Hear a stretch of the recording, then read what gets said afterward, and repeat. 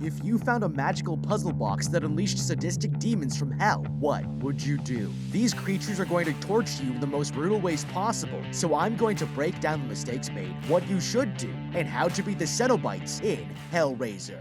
This girl is going to outsmart 6 terrifying demons. Riley is hanging out with her boyfriend and is tired of being broke, but Trevor here has a shady idea. He reveals there's a billionaire's warehouse that has something stored inside, but no one's ever come to pick it up. He doesn't know what's in there, but it must be valuable, and suggests they steal it to sell on the black market. Riley agrees to help him, but soon she'll discover this was her biggest mistake. That night, they head to the warehouse and investigate the storage locker. Breaking open a shipping container, they find the only thing left is a safe and start cracking it. The girl smashes the lock off, and the boyfriend manages to pry the safe open, revealing a small box stored inside. It's strange, and when Riley here checks the container, she discovers what the billionaire was hiding. It's an artifact that neither of them recognize, and Riley decides to hold on to it, not realizing this will kill everyone she loves. Later that night, Riley returns home when her brother Matt surprises her. He demands to know where she's been, suspecting she might have relapsed, but the woman insists she's clean. He can tell his sister is lying and kicks her out of his apartment, refusing to support her any longer. After packing up, the girl leaves the apartment and walks away, heading to her car. She's lost the one person who's always cared for her and starts putting her things away when the girl sees her pill box. Intending to move on with her life, she pours them out onto the street, but as she's packing the car, Riley notices the strange cube in the storage container. Feeling hopeless, she picks up the pills and takes them before heading to a nearby park with the artifact. The girl sits down on a merry-go-round inspecting the object and realizes that it's actually a puzzle. Moving the pieces around, she discovers that there's a hole in the center and sticks her finger inside. The artifact suddenly expands, and as soon as she pushes it back together, a razor-sharp blade pops out. She doesn't understand why a puzzle box would be designed to hurt someone like this, but the girl begins to feel weak and collapses on the merry-go-round. The pills are taking effect and she spins herself, enjoying the high, but spots a creature watching her in the distance. Terrified, Riley stands up and hears a voice insisting the blade was meant for her. The girl doesn't know what's going on, and another creature suddenly appears, telling her to either join them or choose the next victim. That's when she sees this pin-headed demon press a button on the box. She tries to stop them, but it's too late, and chains suddenly shoot out of Riley's body, heading directly for her brother. Across town, Matt here wakes up from a disturbing nightmare and has a hunch that something bad has happened to his sister. Leaving the apartment, he goes looking for her and spots the girl passed out on the merry-go-round. Worried, the brother runs to the playground to check on her, but she's completely out of it. Curious, he grabs a hold of the puzzle box, but gets cut by the blade, and has no idea that this one mistake will ruin everything.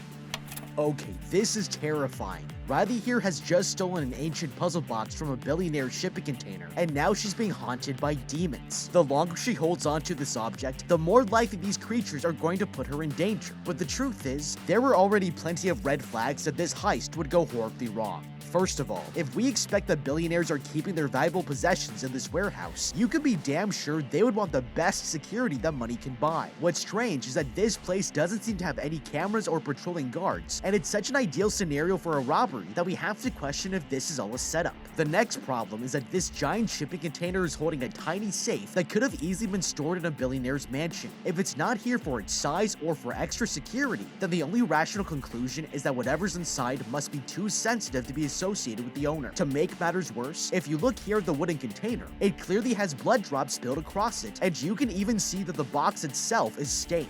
This is a clear sign that the artifact has a disturbing history, and for a couple of junkies that want easy money, we shouldn't be going anywhere near this thing. If we're already seeing demons, then we have to get rid of this box before we're exposed to any more danger. But luckily, these creatures have already told us a lot of information that we can use to our advantage. On the playground, they first mentioned that this blade was meant for her, and then demanded she bring them someone else as a victim instead. Putting this together, it's clear that this puzzle box has brought them here, and that whoever this knife cuts will be abducted. Now, these demons aren't very smart, because they should have realized that curiosity is their #1 ally. If they had never revealed themselves, it's very likely she would have continued trying to solve the puzzle and gotten someone cut in the process. Nothing makes you stop what you're doing like being haunted by a demon, and that's why if it were me, I would have gotten rid of this thing as soon as humanly possible. The smartest decision here is to make a list of the people we hate the most, find out who has the next birthday, and anonymously send it to them in a gift-wrapped box in the mail.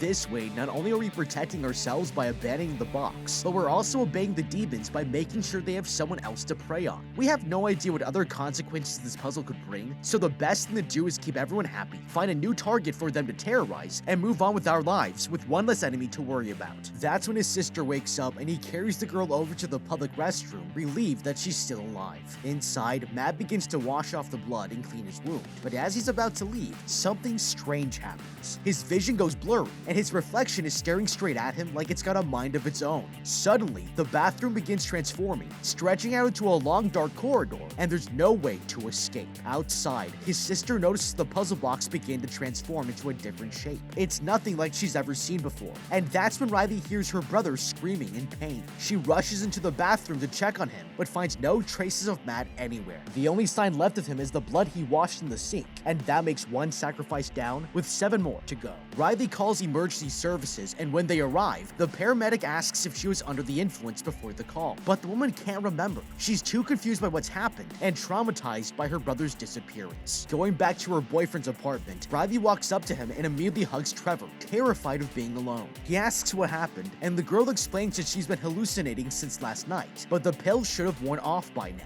Suspicious, she asks what else he knows about the artifact, and he's just as clueless as she is, but knows someone that might have the answers. Later that day, they meet with the owner of the shipping container at a nursing home, and Riley makes it clear they know about the object that was hidden there. Unable to lie, the woman reveals it belonged to her old boss, Roland Voigt, but warns them to stop their investigation, or else they might end up dead just like him. Trevor doesn't believe her, and insists that they leave, but Riley here takes out the artifact and places it on the table. Examining it, the woman is surprised to see its shape has changed, and that's when she asks the girl if she's been seeing demons. Riley is shocked, and the woman is about to say more when she starts coughing uncontrollably. The girl tells her boyfriend to get some water, but as soon as he leaves the room, the older woman takes the puzzle box, insisting it needs to be put back in storage.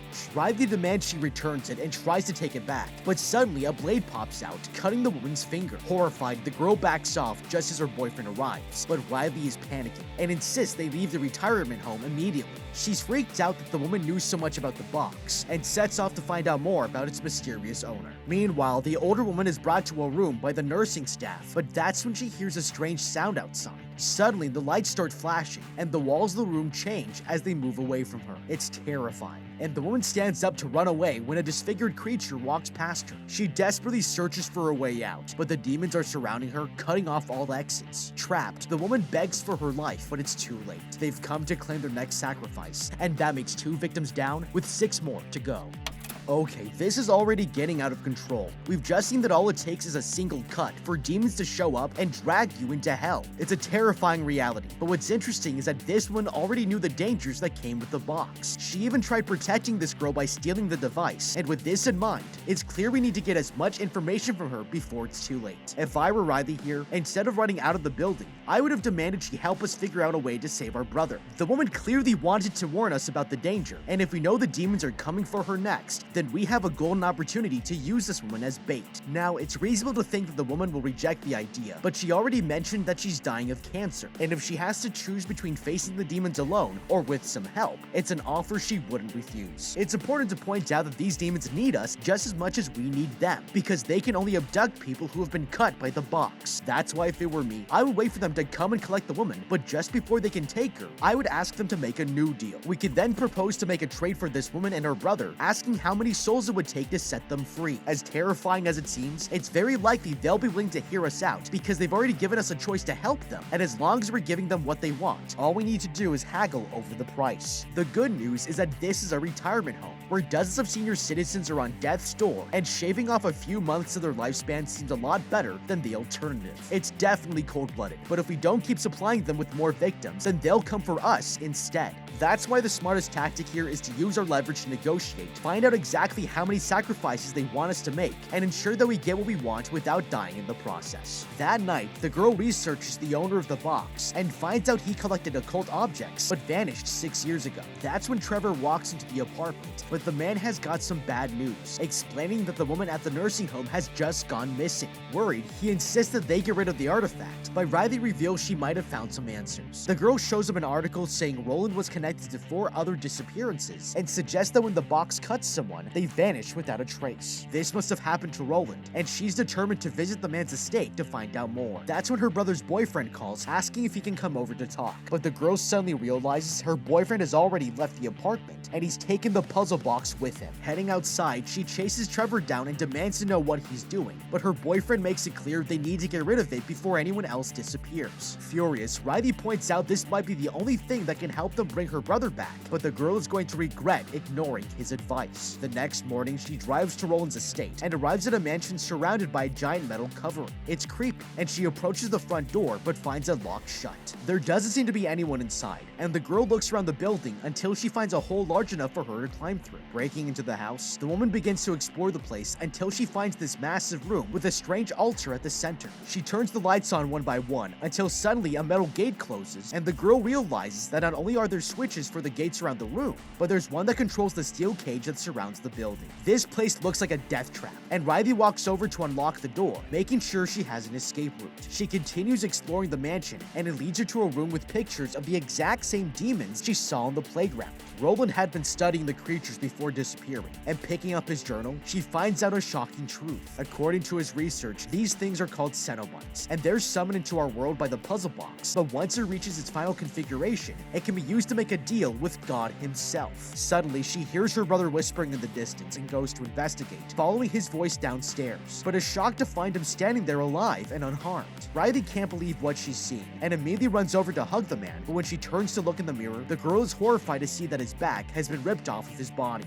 Okay, this girl is not thinking straight. She's just discovered her brother in the basement of a billionaire's mansion, but instead of finding it suspicious, she ran up to give him a hug. It's the stupidest thing you could do, and the girl should have realized that these demons are trying to manipulate her. Her brother has already been missing for over 24 hours, and it's extremely unlikely that he would disappear from a public bathroom, only to be found in the same clothing, unharmed, and alone inside an abandoned mansion. It's suspicious as hell, but there's an important detail here we have to keep in mind. As long as she has the puzzle box, she gets to decide whoever might become their next victim, and that means these demons will do whatever they can to make her use it. We already know that they can enter this world in 2 different ways, either physically by opening a portal, or as an apparition like on the playground. This means they're probably using her brother as leverage to get the woman to do what they want, and with this in mind, we have to assume that this might be a trick. If it were me, instead of running to give the man a hug, I would walk forward and cut him with the knife from the puzzle box. It might seem counterintuitive, but if he is our brother, it shouldn't affect him the same way, because he's already been cut by it before. If he's not our brother, then it might be a demon, making it reveal its true form, or even get it dragged back to hell. From everything we've seen so far, we need to assume that we're constantly being manipulated by these things, and that means we can't trust anything we see. Now, Riley here managed to find the billionaire's diary, and he clearly dedicated a lot of time studying these creatures. But what's strange is that he referred to them as CENOBITEs. This term comes from the Greek word koinobion, which actually means convent. The word has been used for centuries to describe a religious community, and when you start looking at the language in the diary, it's clear these demons are actually members of their own religion. If you look here, we can see that this puzzle has a total of 6 configurations, and by changing the box to its final form, we'll get an audience with God himself. This is terrifying, because if a group of supernatural entities are worshipping a god, then we have every reason to think that he actually exists. This religion might be the best weapon we have against them, because the CENOBITEs are clearly devout believers, and that means they're heavily restricted by the rules of their own belief system. This makes them a lot more predictable, and it's the perfect way to begin looking for loopholes to take advantage of. For example, if we find no evidence that the sacrifices have to be human, then we might be able to outsmart their system by running to the pet store, buy 6 mice, and sacrifice them to the CENOBITEs. Since they're technically living creatures, it might be enough to force the demons to accept the offering, and we'll reach the final stage of the box for an appointment with God without getting any of our friends killed. Horrified, Riley steps away from her brother and bumps into her friends who followed her here. But when Trevor turns on a light, Matt has disappeared. It was a hallucination, and the others insist she needs to go home with them, but the girl refuses. She's determined to figure out how to save her brother, and Colin here tells the others to leave them alone so they can talk. Sitting down with her, he asks what's going on, and she shows him the journal, explaining that the puzzle box is designed to make deals with the supernatural. That means if she can solve the final configuration, it could bring her brother back, but the only way to do that is to sacrifice someone. The box changes every time a new victim is stabbed, and she's about to show him the artifact, but quickly realizes that it's gone. Meanwhile, the others wait upstairs, and Trevor tells the roommate Nora that he needs to use the bathroom, leaving the girl by herself. Curious, she looks around and discovers a breaker box, but as she tries to turn on the lights, a secret passage opens in the wall. The girl decides to explore it, leading her to a hidden tunnel, but as she looks around, Nora can hear something moving in the distance. She tries to turn back, but suddenly the wall closes on her, and the woman can't manage to get it open. Returning to the room, Trevor hears Nora asking him to help her escape, but neither of them realize that there's someone else in this mansion, and he's stolen the artifact. Sneaking up behind her, the stranger stabs Nora with the box, and she runs for her life as the man chases after her. Terrified, she sprints out of a hidden door, and her friends rush in to find her laying on the ground with the puzzle box jammed into her back. Colin reaches down to pull it out, but Riley immediately warns them they have to escape before it's too late. The group carry their friend out, and the girl takes the puzzle box, knowing that the CENOBITEs will return for their next victim. Outside, the men carry their injured friend into the van, but that's when Nora mentions she can hear bells. Riley realizes it's a sign that the demons are already on their way, and she jumps into the car, determined to escape. The group drives away from the mansion, but as they're leaving, the puzzle box suddenly falls to the floor and starts to change shape. It's exactly what happened before her brother was taken, but no one realizes it's already too late to save their friend. In the back of the van, the girl watches as the door stretches out and the walls are being replaced with brick. The girl realizes that she's being kidnapped as demons appear out of the shadows, and Nora is terrified. One of them sends out chains that lift the girl into the air, and Riley looks in the rearview mirror just in time to witness them killing her friend, making that 3 victims down with 5 more to go.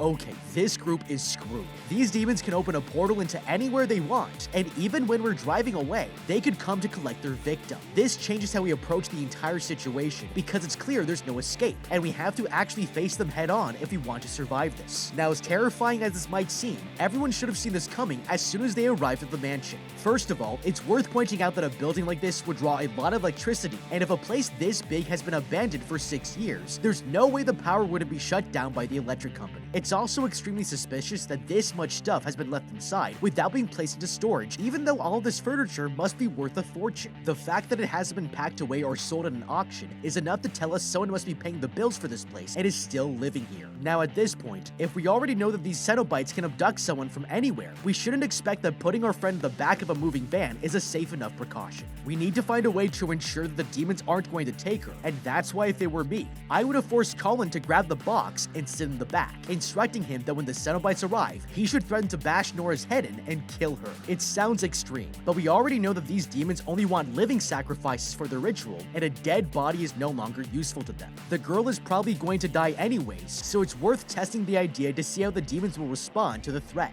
Their religion only seems to let them abduct people who have been cut by the box, so Colin and the rest of us should be safe, as long as we promise to find them another victim. Now this strategy might not work, but I would still plan for a different outcome by arming the girl with anything else that could be used as a weapon. That way, if we can't stop her from being taken, at least she'll have something to try defending herself with, while the rest of us get as far away from the mansion as humanly possible. Panicking, the survivors look back to check on their friend, but are shocked to discover the girl has disappeared. It's terrifying, and the boyfriend loses control of the car, driving them straight into a ditch. The van is completely stuck, and the group has no choice except to abandon the vehicle, but that's when Trevor suggests they return to the mansion to get his girlfriend's car. Colin here refuses, arguing it's not worth the risk, but as they're talking, Riley spots a bridge. Coming up with a plan, she runs over there with the puzzle box and is about to throw it in the river when she hears a CENOBITE telling her to stop.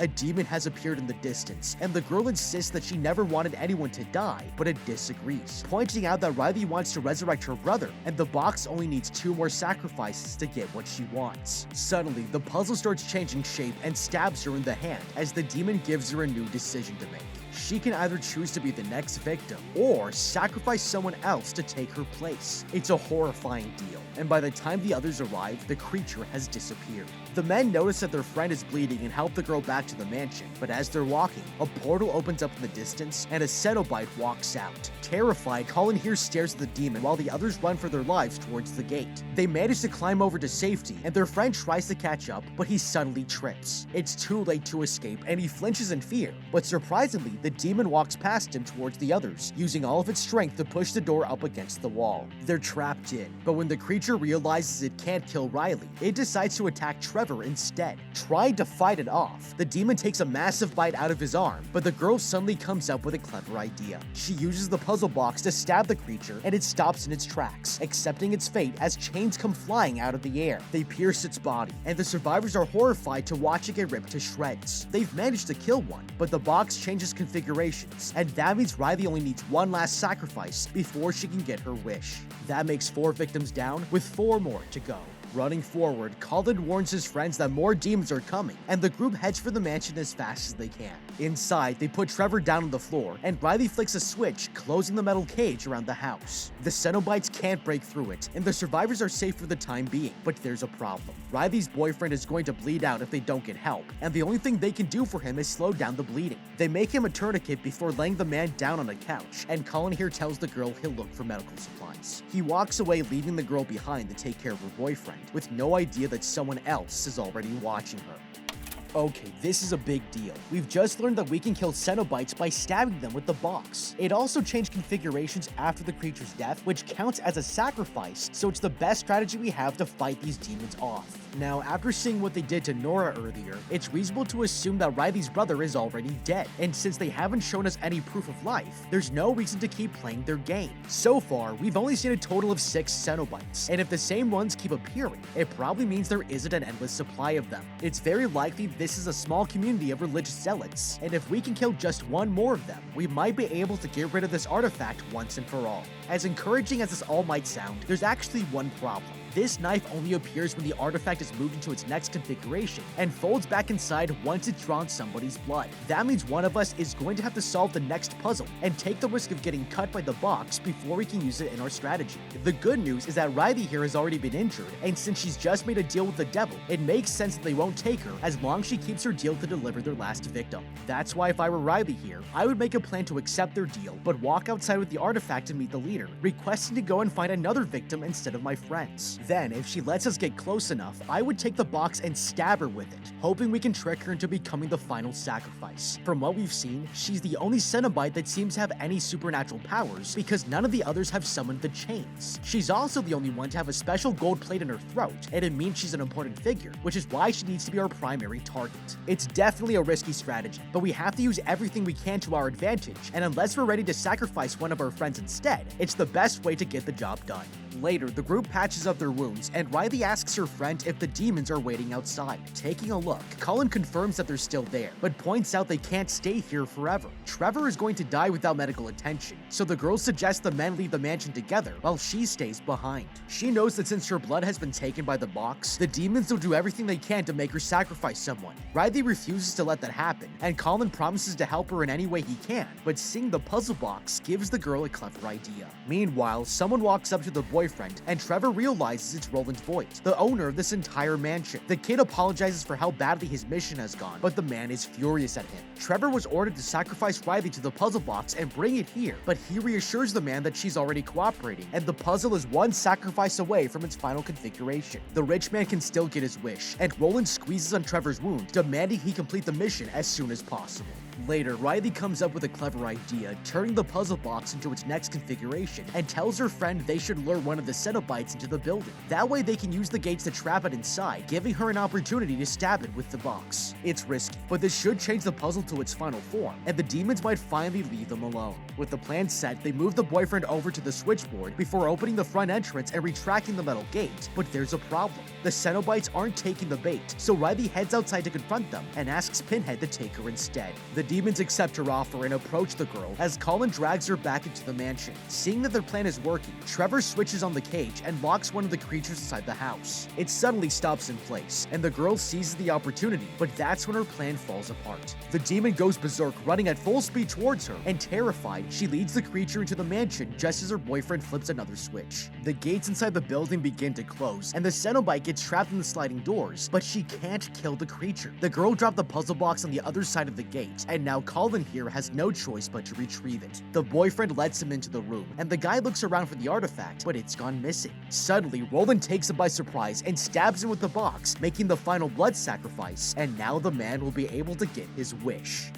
Okay, this was cold-blooded as hell. Roland here's an expert on the Cenobite's religious practices, so it's fair to assume he knew that by stabbing the demon, he still could have gotten exactly what he wanted. Instead, he chose to stab Colin for no good reason, and now the puzzle box has reached its final configuration. It's super uncool, but there might actually be a silver lining here. Since we don't need to offer any more sacrifices to the Cenobites, this completely changes the scenario, because now the only thing we need to do is prevent them from abducting our friend. Now there's one huge problem with this idea, because so far our only strategy for self-defense has been to stab these creatures with the box. Unfortunately, the artifact has already reached its final form, and that means it's not going to kill the Cenobites like it did before. As terrifying as this sounds, we actually have all the information we need to realize that these creatures can be killed just like anyone else. It's important to point out that these demons must enter our world first in order to abduct us, and that means even with their demonic powers, the Cenobites are still bound to their physical bodies. With this in mind, since each of them have been mutilated, you would be able to clearly see that they're an exact anatomical match to us. This observation levels the playing field, because if they're bound by any laws of physics in any way at all, we can try to use this against them.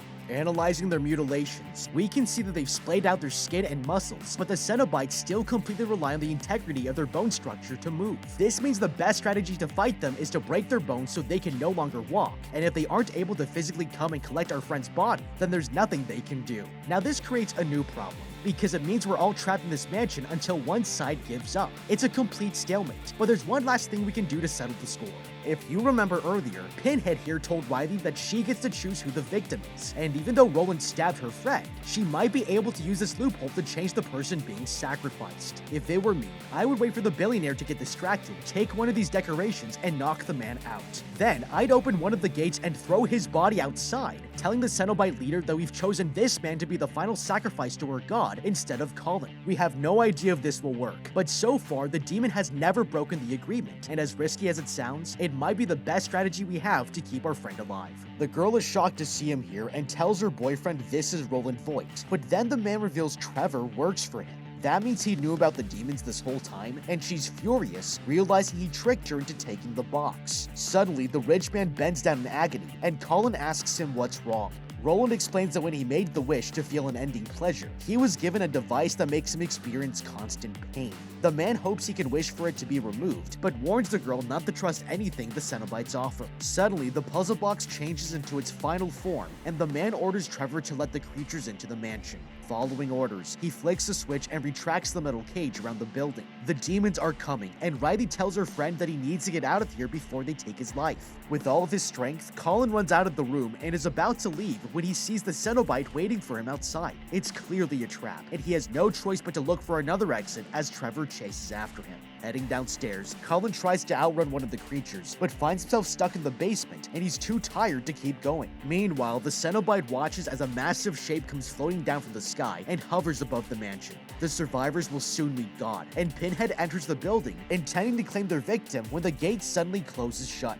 Roland has flipped the switch to protect himself, and walks over to the demon, demanding that it removes the device. Neither of them know that Riley has figured out there's enough space for her to squeeze through the gate, and she quickly crawls under the creature's legs, sneaking over to the altar to take the puzzle box. That's when Roland spots her, and the girl rushes at the switchboard, using it to unlock all the gates. There's nothing the man can do to stop her, and she backs away into a hidden tunnel, determined to save her friend. Downstairs, the Cenobite approaches Colin and summons steel wires that wrap around his arms, just as the boyfriend Trevor finds them. Following the sounds of screams, the girl comes running down to the basement and realizes Colin is about to be sacrificed. She refuses to kill him and argues that she's allowed to sacrifice someone else, meaning her boyfriend is next. Terrified, Trevor tries to take the puzzle box out of her hands, but the girl stabs him at the last second. She pulls the artifact out of his body and backs away in horror as he gets dragged into another dimension. That makes 5 victims down, with 3 more to go. Upstairs, Pinhead approaches Roland, and he begs it to let him die, but the creature insists that's impossible. Any wish granted cannot be undone, but he is allowed to exchange his gift for a new one.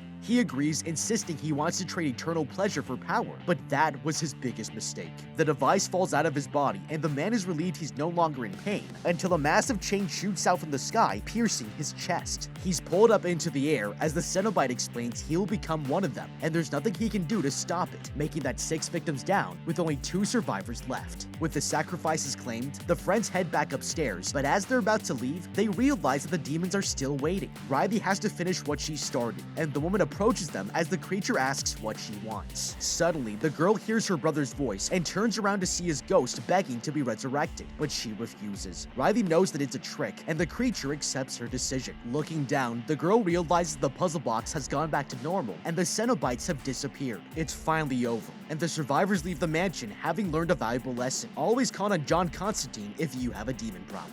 But what do you think? How would you beat Hellraiser? Let me know with a comment down below. Thank you so much for watching. Leave a like and subscribe, and check out the How to Beat playlist for more videos like this. Until next time, have a damn good day.